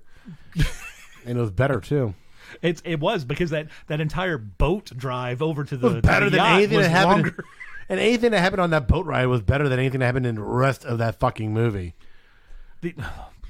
I really like that setup. Actually, I was like, "This is nice. I like it. I like the tone. I like him as he looks perfect He was as good. Slade." He was really good as that. And you're just like, "Yep. Well, we're never gonna get it now. What a shame." Anyways, so that scene happens. So the news breaks that Spider-Man gets framed for the death of. Or they're trying to. They're trying to frame him for the death of Quentin Beck. Quentin Beck, who's Mysterio's character, Played by Bruce Campbell in the original trilogy. He wasn't he? No, not. I mean, it's not really. They Not came back. all They of came them. back and said it later. But remember, Bruce Campbell plays a different person in every movie. In Yeah. every movie. Yeah. I He love plays the wrestling announcer. Concierge. He plays the snooty maitre d. Maitre d', at yeah. the thing, and then the third one, I think he's at the restaurant. No. Yeah, he's at the restaurant where he wants to propose. When he was going to bring the ring over. Before we get emo Peter. Yes. Back when we had the blonde playing the redhead and the redhead playing the blonde. Yep. So, and then at the end of that scene, it comes out and they go ahead and expose Peter Parker as Spider-Man. At least they show a picture of Peter and they show Spider-Man as this is Peter Parker. And the movie ends with the exact same line that the first one ended with, "Oh fuck," and then it cuts. Well, it doesn't say Yeah, fuck. it's like, but they, what the fuck, no, what the fuck, and it just cuts. And you're like, oh shit, and that's. I don't know about y'all, but I was floored when that happened. I was not expecting that at all. I was just overcome with like, where's this going to go? Oh, ideas, like, just blankness. I was overwhelmed. That was more shocking than the J.K. Simmons coming back as J. Jonah Way more. Jameson. Well, here's the thing. And that was a great setup. You and I talked about it, and I think personally, No, I'm Josh hoping agrees. as a fan, And you think it's more fan service, Kevin Feige gets No, I don't think it's fan service. I think it's like you don't fuck with great casting. When hey, we're going to do an X-Men movie, and everybody says Patrick Stewart is Professor X. Yes, he is. Don't try and outsmart yourself. Don't try and do a twist, unsuspecting turn just because the audience may expect something. Well, it's like in the new Lion King, James Earl Jones is still Mufasa. Yes, everything else is different, but that is Mufasa. And if Madge Sinclair was alive, she would be the mom lion as well. No one gives a shit about Matthew Broderick. Yeah. And if Robert Guillaume was alive, he would have been Rafiki. No, because if you can walk away from Jeremy Irons' Scar, that means you're ready to get rid of everything. Jeremy Irons I think Jeremy Irons should have stayed Scar, but they brought Chiwetel Ejiofor to play Scar, which is great. But Jeremy Irons is Scar. Jeremy Irons is anything. It's literally James Earl Jones. And Jeremy Irons were the top two characters. Those are the coolest characters. And his voice is fantastic. And it's Kevin Conroy playing an animated version of Batman. Actually, I just watched the guy they got for Batman's voice for the Batman versus Teenage Mutant Ninja Turtles movie. By the way, watch it. I've seen the fight scenes. It's hilarious. It's great how they handle that. Anyways, great voice. And I do believe Mark Hamill came back for that. He's just uncredited.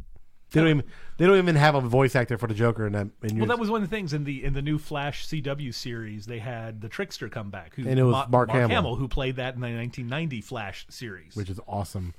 You're right though, but for me, I personally think that they could very. I'm not saying it can't be, but I'm saying just because it is, it doesn't necessarily mean it. But please continue. I think it's a perfect setup for a Spider-Verse. And Holland has said that he would be in favor of getting Garland and Garfield and Hooper. Garfield and Tobey Maguire. Well, Toby is Hooper. No. Well, here's the thing: is like they never casted J. Jonah Jameson in the Amazing Spider-Man movies. In the second, he was only referenced. Yeah, that was it. But they never showed him. So it could very well that's our. He could be the new Stan Lee. Yeah, it's like he's the Watcher characters in all the versions. Actually, that was kind of. I'm not gonna lie, it was a little glaring that cameo. It was weird because again in the Maguire Spider-Man, there's only the scene where like the falling rubble during the Macy Gray concert, and where he pulls the kid back from getting crushed by rocks. But it would be an interesting idea that J.K. Simmons' version of J. Jonah Jameson is a representative of a Spider-Verse live action version, and it's not to say that it can't. I think it'd be perfect. But the thing is, it's like it doesn't even need to be the Spider-Verse. It would be more of the clue going on to is the multiverse actually a thing? Well, yeah, because they that's what I'm thinking about. Yeah. Well, that's the thing. That's what I was trying to say when you and I were texting that and even if it was written not to be, it totally could be written to be. I think that's part of the greatness of it. They set themselves up to where they could do either way, wide open. Yeah. They don't have to come back. It's the same thing like It's the same thing with the Mandarin, where they're like, okay, because I generally don't. That one off that they shot where Hail to the King. Yeah, when they show him and there is a real Mandarin. The introduction of Seagate Prison. I think that was more of a our bad, we fucked up, a reaction to fan outcry. I was livid. Yeah, because I'm sorry, what they did with that character. Granted, what a waste of Ben Kingsley. Iron Man. Cast somebody else. Iron Man 3 is the only divisive MCU movie. It's like there are people that love it, yes, and people that despise it. For two different reasons. I despise it. I hate a part of it. Yeah. I'm on the fence with that movie. I've always been on the fence with that movie. I didn't like it when Pepper I first Potts saw it. saving the day is kind of pretty lame too. I didn't like it when I first saw it, and the more that I see it, the more I understand what it's trying to do. And now I don't know where she no longer has that extremist shit in any other movies. It's Tony Stark. You guys saw time travel in like 20 minutes. Yeah, I get that, but still. But no, I'm just the way they handled that. And then also the fact that it's a Shane Black movie. So that's why it's a Christmas movie. It's a Christmas movie. It's Kiss Kiss Bang Bang. It's every other movie he's ever made. And he's not in his Iron Man suit the entire time. I mean, I get why they did it, but just for me, I didn't like it really. Yeah, but then he comes back in like 20, which is pretty cool. Yeah. And he starts flying from suit to suit. That was filmed at Wilmington. I think that was the Wilmington. That was the last one. The last one that was in Wilmington before they moved to Atlanta.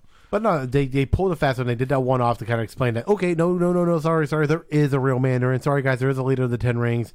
It's not this whole thing. They did that, but I think with this, it's gonna be a little bit different because they establish. Yeah, I'm from Earth. 833. Yeah, 833 and 617. 616 is 616 the comic book universe. Earth. Which is nice references for. But the 616 was also seen in Thor: The Dark World. Selvig was writing it on the chalkboard. And Yeah, because it's theories that they have, and then they're like, "Oh no, we all made that shit up. I'm from this world." Yada yada yada. Well, I mean, but they don't.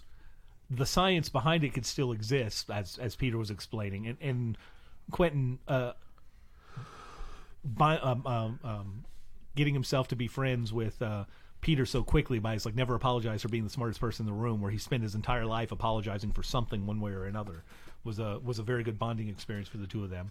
But I like that line. It was great. I like the relationship. They established a really great relationship. Which it's almost like he's like, damn it, I don't want to kill him. Well, and the thing, he would have left him if he didn't know. But that's why it works. The loss of Tony is shown even because how he's trying to find another mentor. He's looking for another mentor. He's looking for somebody else that he can look up to, relate to, and look up to, and and understand. Yeah, so the whole Tim Cook, so clever. Steve Jobs dynamic with him. You have that little bit of a rich tech sociopath. You're just like, okay, I'm with this. Mm-hmm. Yes.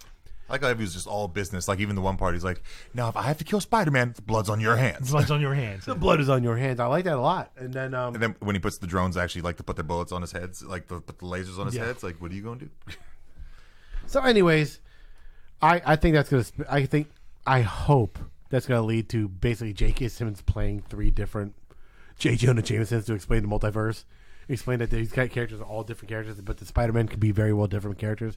That's how you could bring in a Spider-Gwen. That's how you could bring in a bunch of other characters in a future, let's say Spider-Man Part 7 or Part 6. Or 3 Jamesons played by J.K. Say that 10 times fast. Oh, my God. By J.K. Simmons would be the funniest scene in movie history. His speed of reading his lines. They should have them do the pointing scene at That's each other. I was just thinking. No, I'm pointing my finger at you. No. I would love that. Which previously, the end of the post-credit scene at the end of Spider-Verse was the post-credit scene of any of the movies that I thought was the best one after the Nick Fury one, which is now these two are the ones that I would put after that. And the second one with Hill and Fury driving down the road in the Audi, giving a kind of a breakdown of what's happened, and then all of a sudden it's like, oh wait, they just transformed back into Skrulls. And you're like, huh? They brought back Skrulls. Talos and his wife. And his wife. And then you see Fury. They were Hill and Fury from the entirety of the movie. Did you see Hill on the spaceship? No. Is there a Maria Hill? I think yes. Okay. No, she's still alive. She's definitely still alive. I mean, because he's relaxing at that moment doesn't mean that she's not working, doing something or somewhere. She's been his left-hand woman now since the beginning, pretty much. Yeah. So like she's probably out there. Left hands get cut off in Marvel movies. That's not good. Well, he was literally there just chilling, like on vacation. He was in his break. He was relaxing at that moment at the beach on a spaceship. And then he's like, "I need my shoes." Yeah, but were there different aliens? There was, but there it ends with Talos calls Fury and says that we were handling it, and then it got a little off the rails, and I don't know where the people are, and which now informs everything that Fury did beforehand. You're like, oh, that's why Samuel L. Jackson looked like he was selling it in, because he was playing somebody else playing Nick Fury. So are we assuming that just for this movie that was Thanos? Well, We don't know. Well, yeah, clearly this movie's so deceiving. Clearly, some people have immediately interpreted it to be the 30-year thing. I think that's complete and utter bullshit. Well, no, yeah, that would be a lot. I think it's the 8 months from the blip, in that he was talking to Danvers and whatever's going on out there, and realizing we have to protect ourselves in space. Yeah, I think the post-credit scene of Infinity War, the motherfucker, that's totally Fury. Yeah, no, I mean it's Fury up until the funeral scene at the end of Endgame, and I think at that point he has a conversation with Danvers, and they try and figure something out. I think they're going to write in a lot of stuff where just callbacks, like we had callbacks in this movie about just little things about people being Skrulls in future space movies, and maybe some of the other things. But I don't think we're going to get we're definitely not going to get the Secret Invasion the way that it was in the comic books, because I think that's been the genius of the MCU is that to follow the storyline for comic books directly. So because we got Talos in the post-credit scene of a Spider-Man movie, are we assuming that it was Talos at Peter Parker's school? That's what that was almost an absolute confirmation, is that Fury, the first part of it before Fury had to go to space, is that he wanted somebody looking out for mental, because this is one of the it's so amazing how rewarding and rewatching some of the small details are. And when Sharon Carter, Agent 13, busts into Steve Rogers' apartment when Fury gets shot again by the Winter Soldier, and it's like, what are you doing here? So I'm on protection detail to watch you. And then it's like, oh, yeah, exactly what he did with Natasha Romanoff being the person to watch out Iron on Man Tony 2. Stark and Iron Yeah, Man so 2. Ben Mendelsohn's character, Talos, could very well have been watching Spider-Man. So he's going to have somebody's eyes on him. And it's like, he specifically says, I had a team, I had people. It's like the only team he has now are the Skrulls that he's known for 30 years because those are the only people he can trust. And so I'm almost sure that I think it's still fine. I think they're going to flip it.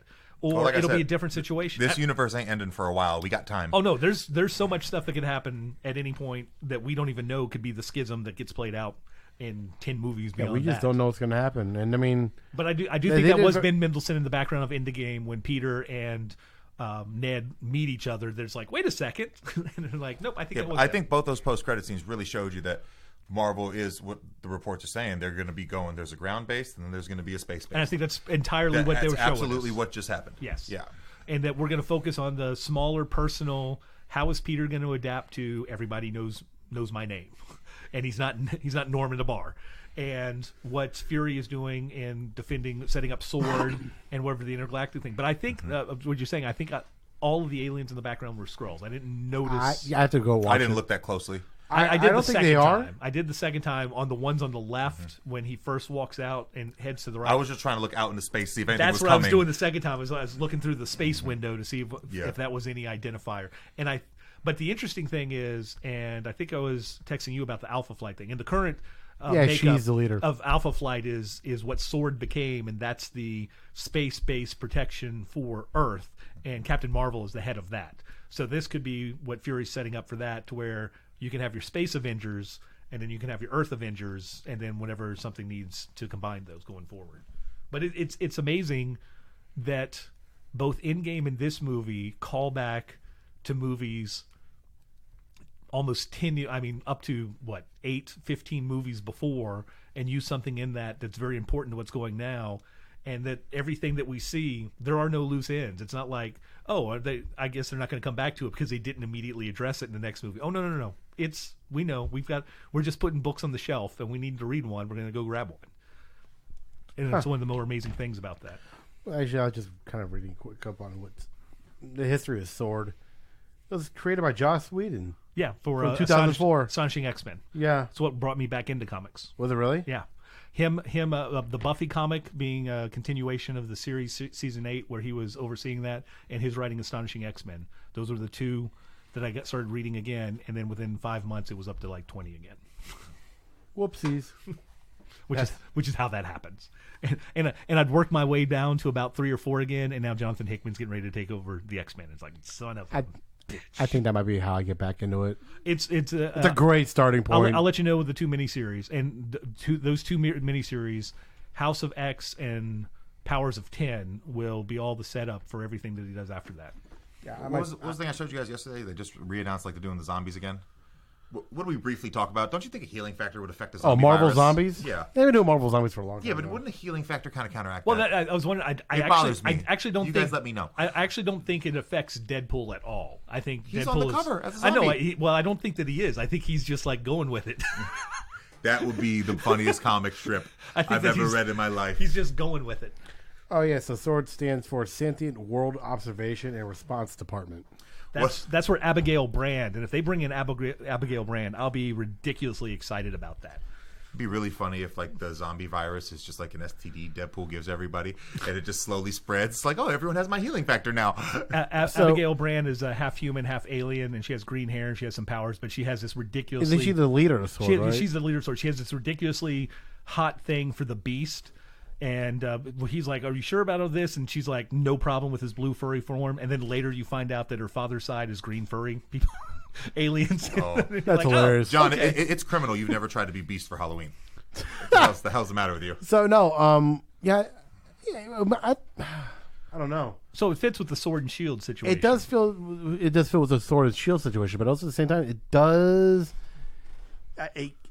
But Alpha Flight he kind of explains why they didn't quite start the Secret Invasion storyline with Captain Marvel, because it could very well be establishing potentially a Secret Invasion storyline. Well, the interesting long-term. thing is the Secret Invasion could be the reverse of that, in that the Secret Invasion is what the Avengers, Fury, and the good guys are doing to other species. No, In that they're putting the Skrulls in as his spies throughout the universe, and that's the invasion that they're invading other species rather than we're the ones being invaded. Yeah, but for me, that can kind of go opposite ways. That could establish. I mean, this is me, just my brain thinking outside the box. It could be establishing like maybe Fury as a villainous type character, utilizing something that insane to protect Earth. Well, I mean that's one of the stories that we're being told in the Marvel universe, is that much power confined to smaller people is where trouble happens. Exactly. That's So, the like- mistakes Tony has made. That's the World Council.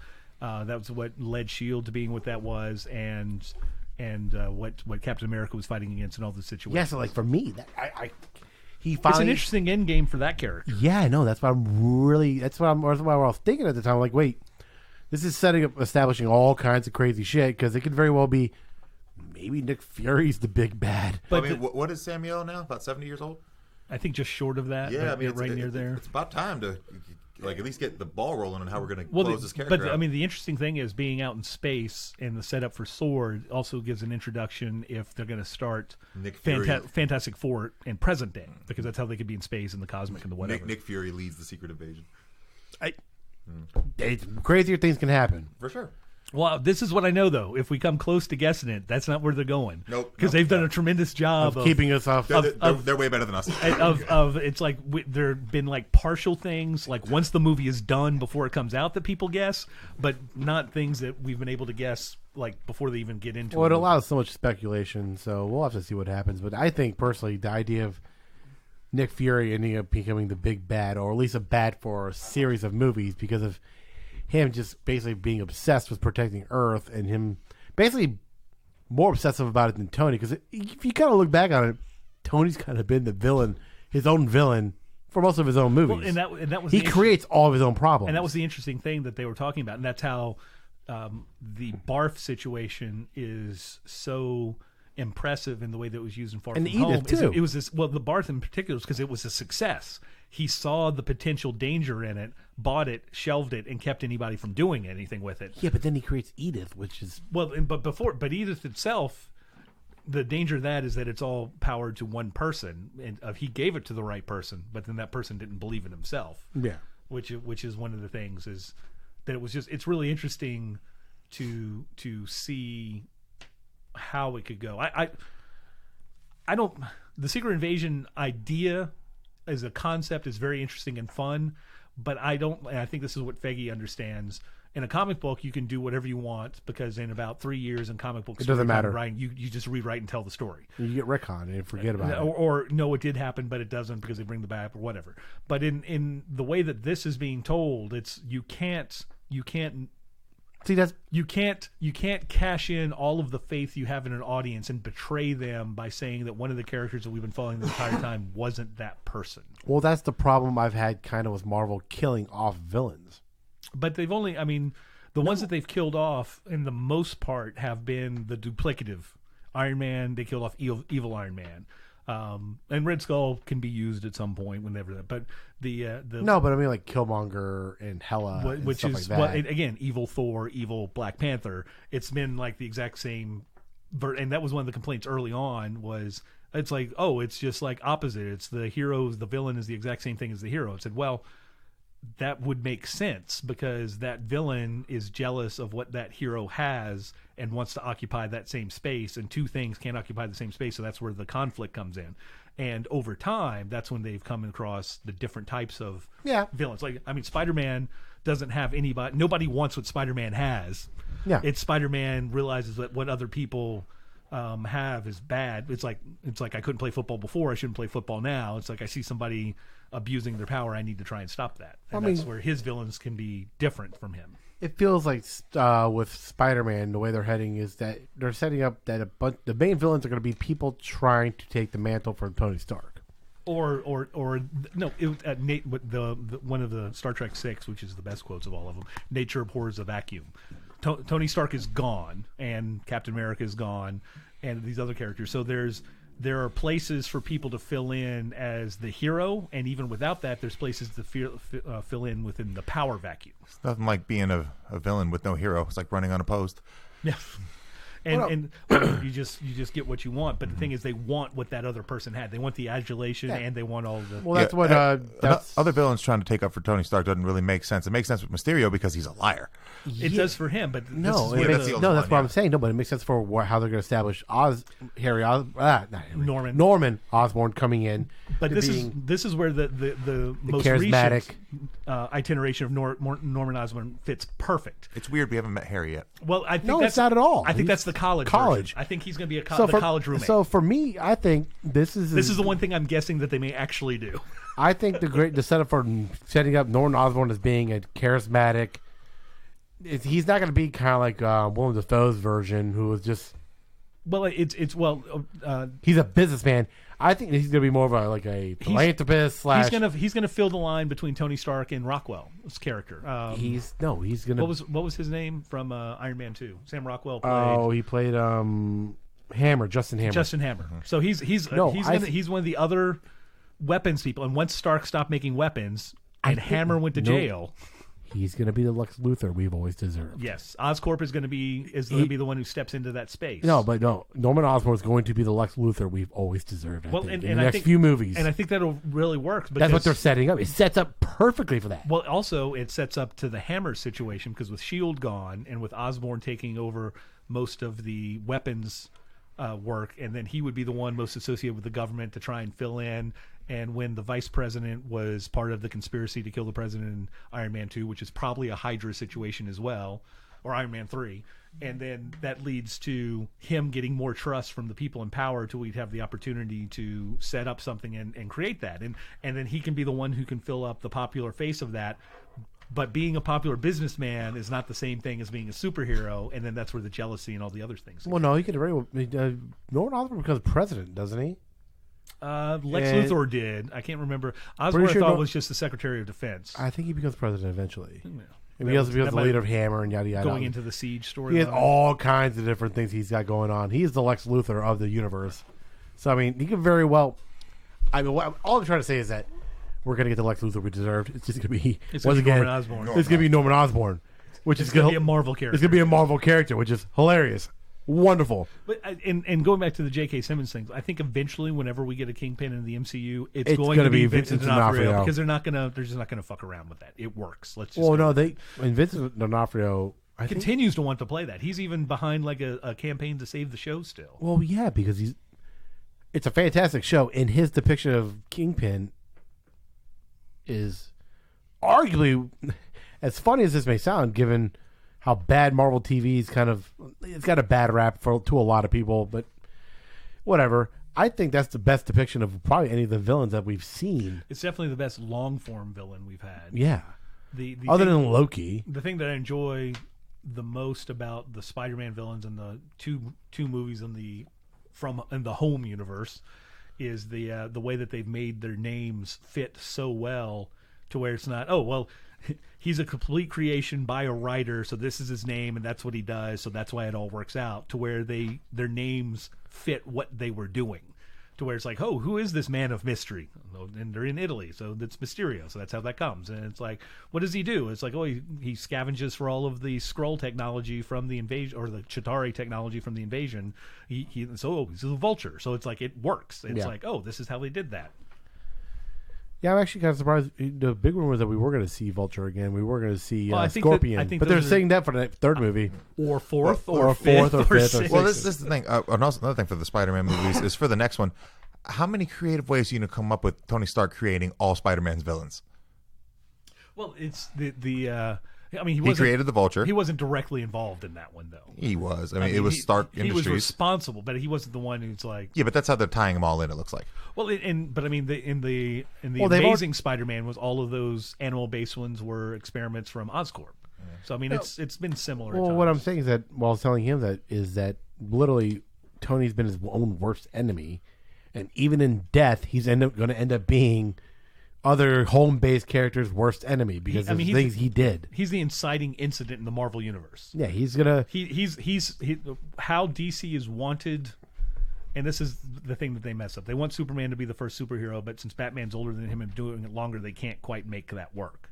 And they just need to get over that and make it happen.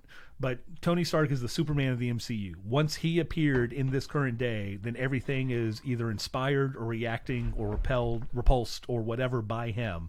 And then it's because of him that they start doing whatever.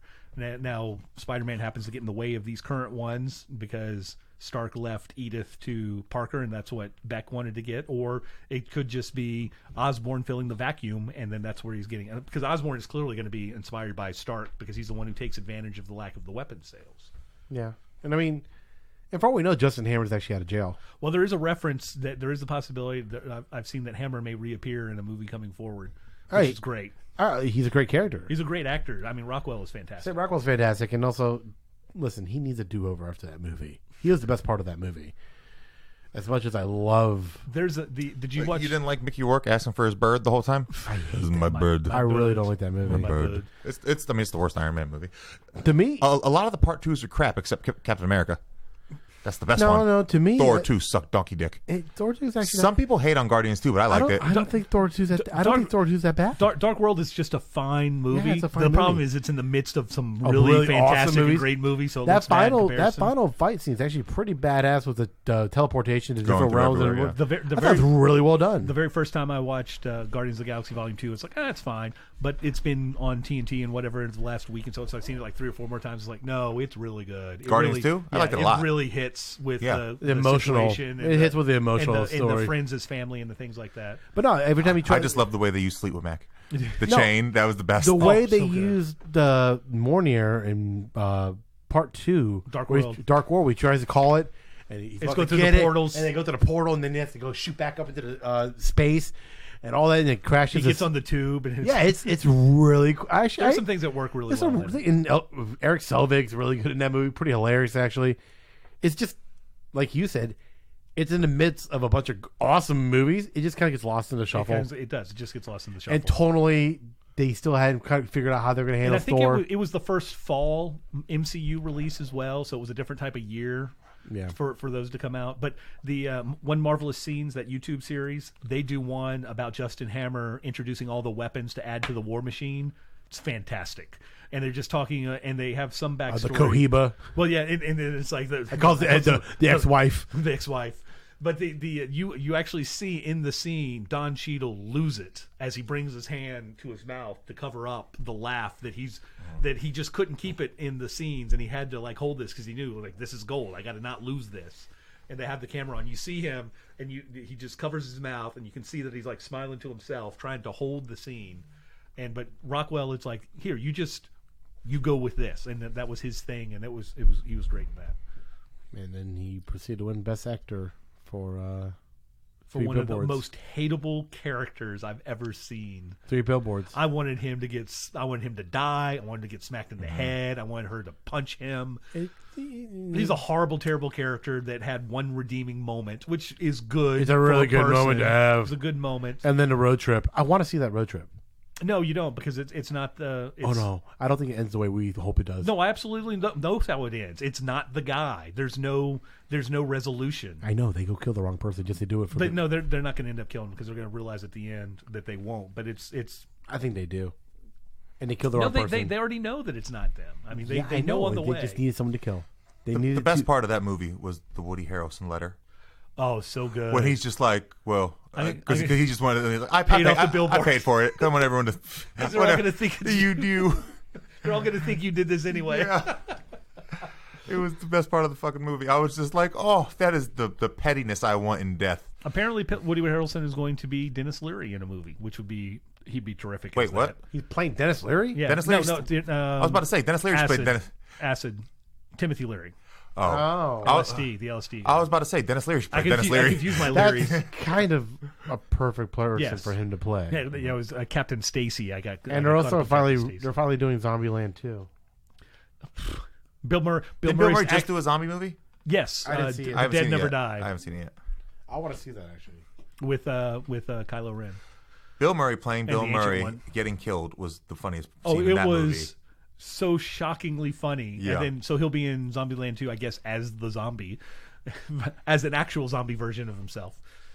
No, he doesn't. He gets shot and killed. How could he come back? He doesn't get bit or doesn't have. Well, anything. is it Walking Dead zombie? I was just about to rules? say it's airborne. Is it, or is it? We don't know. We don't know the cause. Speaking of which, we were discussing that yesterday. Last issue of Walking Dead ever today. Today is the Wednesday of the free comic or the new comic book day. The last issue comes out today. Shocker. Issue 193, as opposed to waiting to 200. It is the one issue after the main character of the entire series was killed twice in 4 pages. Yeah, it's kind of shocking. I never really read that comic book.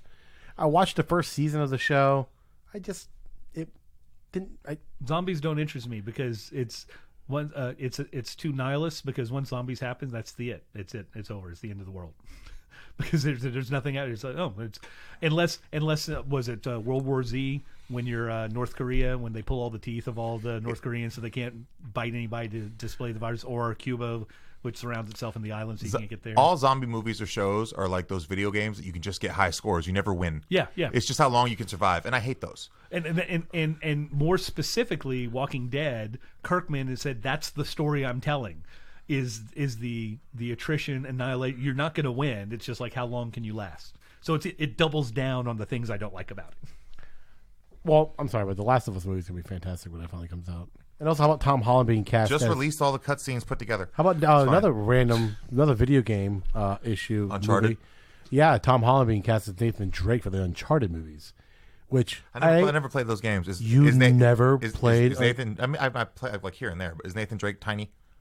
I mean, he can be as big or small as you want him to be. It doesn't really matter. Does he grow in the game? Nathan Fillion. I enjoy that MJ is like demonstratively taller than Nathan Peter. Fillion did a little like What's Zendaya? 5'10"?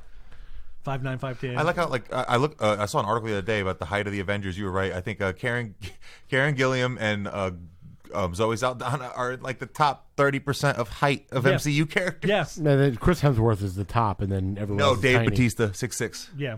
Is Dave Bautista 6'6"? Yes, he is. Chris Hemsworth is second. Is he at 6'3". really 6'6"? Yes, everyone else is. Mark Ruffalo's 5'8". Robert Downey Jr. is like 5'9". Chris Evans is at least 6 foot. The Guardians of No, the Chris Galaxy. Evans like 6'3", 6'4". Chris Evans? Yeah. No, No. He's 6'2". That's Chris Pratt is 6'2". Yeah, I know. Chris Evans is 6 foot 6'1". And Hemsworth is the like Guardi- 6'4", 6'5". The Guardians of the Galaxy are gigantic, except for Vin Diesel. Make me a tree. So I can be taller than but it's- everyone. They listed him too. They List him as like 6 feet or something. Nonsense. Yeah, whatever. He's tiny. But I mean, is The Rock 7 feet tall? Paul Walker is 6 feet under in a grave and is still taller than him. So someone finally explained to me what I... By the way, is Paul Walker's last girlfriend of age yet? I never knew that was a thing. Oh, it was a thing. I don't know the thing. I don't know. I don't know that she can drink yet. Did anyone tell me that? Did anyone hear about the... I just found out what a Paul Walker was. I made The shot? I made that up the day he died. And now it's coming around like a year, like this past year. It's the an exact Irish... same. An Irish car bomb mixed with fireball. No. It's an Irish came up car with that bomb. joke that day. It's an Irish car bomb chased with a shot of fireball. I came up with that joke that day.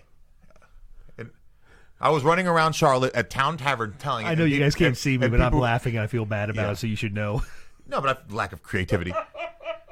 I should. You never heard of that? I should have posted it. I mean, you should have, because I actually created a meme within 20 seconds of it happening that got emailed to me 6 months later, which was like the greatest moment. So when the Minnesota Republican Congresswoman, when she was thinking about running for president in 2008 or 10, something like that, I can't remember her name, and her husband, who most people think is not straight. And they were at the because they went to the state fair in Minnesota, and they hold a corn dog, and he gives a weird look as he's holding the corn dog to his face, whereas she just goes right into the corn dog. And so there was the picture of it, and I posted it on Facebook, and it said, well, we don't know who the Republican nominee is, but we know who Bill Clinton's going to vote for. And then I got that emailed to me like 6 months later from somebody who I haven't spoken to in like 5 or 6 years, and it's like, the victory is mine. Okay, random note. I just been scouring the news for a second. So Guardians of the Galaxy are all tall, except for Vin Diesel. hilarious news note. Toy Story Nebula. 2 has now deleted odd casting couch blooper from their movie. Yeah, with Lotso. Was it Lotso? No, it was the cowboy. Prospector. The prospector. I completely forgot about that outtake. He's in the fucking... The black couch? No, it's a casting couch reference. It's, Is it the couch? No, but... We all know that the couch. prospector is there inside of like a toy box with 2 Barbie dolls. He's like, yo, I can get you a part in Toy Story 3. Whoa. Yeah. Like he's like ogling them up and down. Like, hey guys, I can get you a part in Toy Story 3. Toy Story horror. The plot thickens. Horror Story. Horror Story 3. But No, but like Karen Gillan is like 5'10", 5'11", 11, and then Zoe Saldana 5'9", 5'10". Yeah. Big girls. Hot, tall girls. I love her. Nebula. Yeah. Ugh, huge fan. The very first episode, the first episode of Doctor Who that I ever watched, and I only qualify the relaunch from of the last 10 years because the ones before were like, that's how I turned off TV when I was a kid. There's only 4 channels. I come across one of those, it's like, I'm out. I'm actually going to go outside. If somebody doesn't make a full-size Nebula sex toy, I'm out. Like, I give up on the human race. Was Karen Gillan playing a police officer with the police skirt and the hat because she was a singing telegram? And I turned the channel to that, and it's like, what is this? I'm going to watch this. And then I stumbled upon a Doctor Who episode, and then I continued watching her run on that. I've never seen a single Doctor Who. Me either. Just... You only want, if you ever watch, you only want to watch from the relaunch with all of a sudden I can't remember his name, but the Ninth Doctor with Billy Piper in it as well. Isn't the guy from Jessica Jones Kilgrave one of the doctors? Yeah, he was the 10th Doctor. Oh, okay. Who's the doctor before him? That's what he's trying to yeah, figure out. which is killing me because I know who it is. He was the villain in Elizabeth. He was the villain in Gone in 60 Seconds. He was supposed to be Grand Moff Tarkin at the end of Attack of the Clones. Revenge of the Sith. We have a phone, Jerry. I know, but I want Christopher.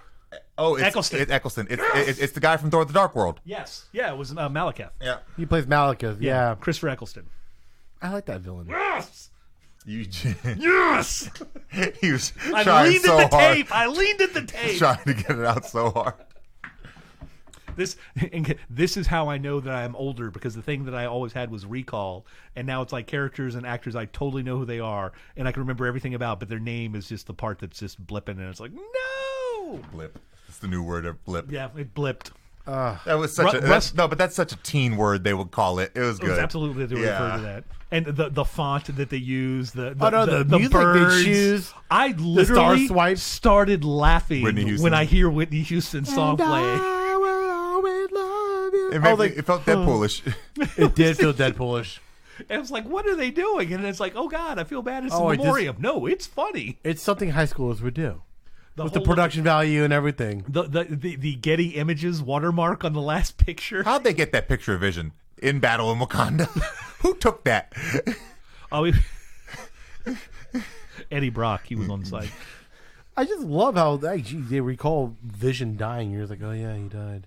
They could definitely bring him back. And as far as they know, Captain America is dead. Yeah, they don't know that he left and then is still out there currently. We're going to see him in a Phase 7 movie. Who? Captain America. Well, I mean, the thing is, when they finally do the multiverse, if there's ever a big bad and Marvel decides to cash the biggest check of all time, here comes Robert, here comes Chris, you know? Or they come back and realize that maybe his Captain America was actually the leader of Hydra all this time. No, don't you dare ruin that perfect character. It happened in the comic books. Don't you dare ruin that perfect character. Again, what did we just spend some time talking about? I know. It's never going to happen.